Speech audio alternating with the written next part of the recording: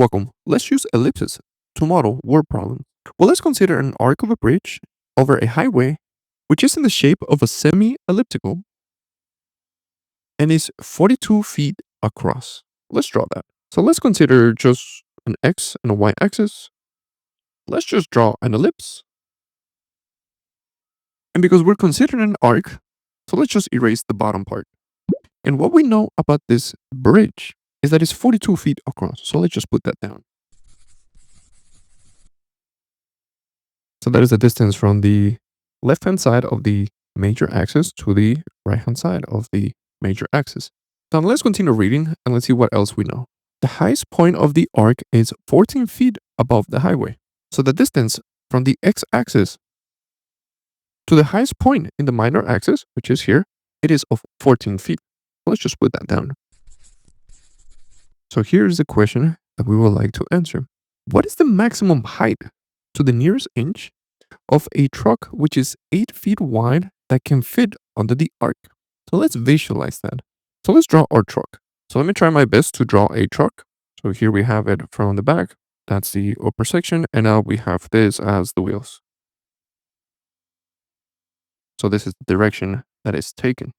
Well, if the truck is 8 feet wide and we are assuming that we're passing right through the center, then we can say that the right-hand side of this truck, it is 4 units away from the center. And the left-hand side of the truck, it is 4 units from the center. So in terms of location, the right-hand side, let's say that is at the value of x equals 4.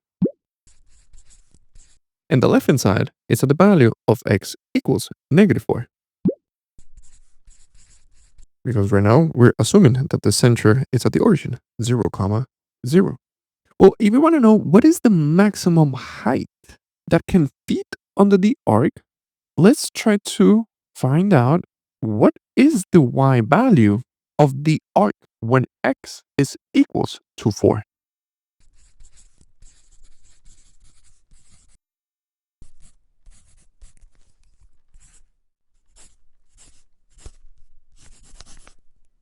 Because this is the lowest height that we have of our arc when we consider the dimensions of this truck. Well, how can we find the y value? Let's start by finding the equation of this ellipse. We have an ellipse that is opening horizontally.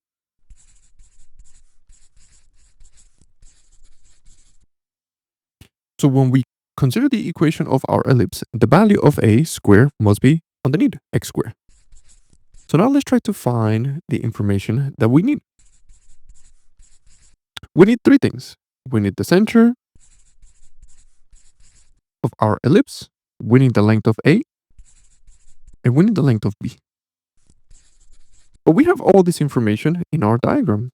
When it comes to the center, we were smart about it because we can always draw our ellipse anywhere in our x and y axis, so why not choose the easiest of all locations, where the center is 0, 0. Well, for the value of a, that will be the distance from the center to the major axis. But we know that the whole distance is 42, so the value of a is half of that, which is 21. And when it comes to the value of b, that is the length from the center to the minor axis, so that's this vertical distance, but we know that information.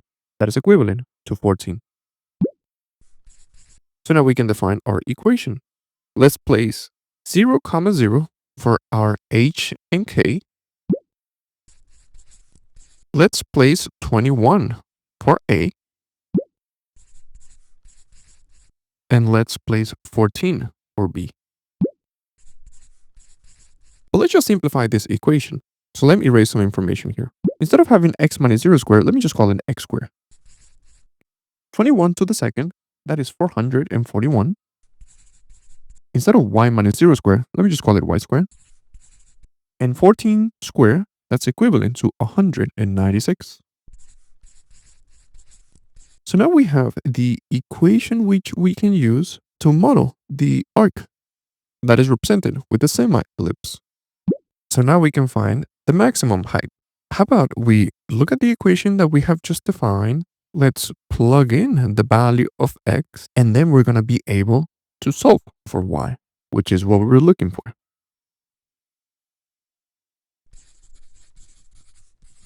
So now we're going to have 4 squared divided by 441 plus y squared, which is what we're looking for, divided by 196, and that is equivalent to 1. But 4 squared is equivalent to 16, so let's rewrite it as 16 divided by 441 plus y squared divided by 196 is equals to 1. Now to solve for y, let's move the first term to the right-hand side. So let's subtract 16 divided by 441 to the left and the right. That way this cancels out. And now we're going to get y squared divided by 196. That's equivalent to 425 divided by 441. Now, we could have rounded this down into a decimal, but I'm going to continue working with fractions to get a very exact solution. And now to solve for y, let's multiply it times 196 on both sides. Now the left is going to cancel out. So now we have y squared equals 1,700 divided by 9. And now let's take the square root of that, which is going to give me an approximation of y equals 13.74. So what we are saying is this within our arc. When x is equivalent to 4, y is equivalent to 13.74. So whichever truck needs to pass through this arc, if it's 8 feet wide, it cannot go beyond 13.74 or else it's going to hit the arc. So this is the maximum height. Any height that is below 13.74.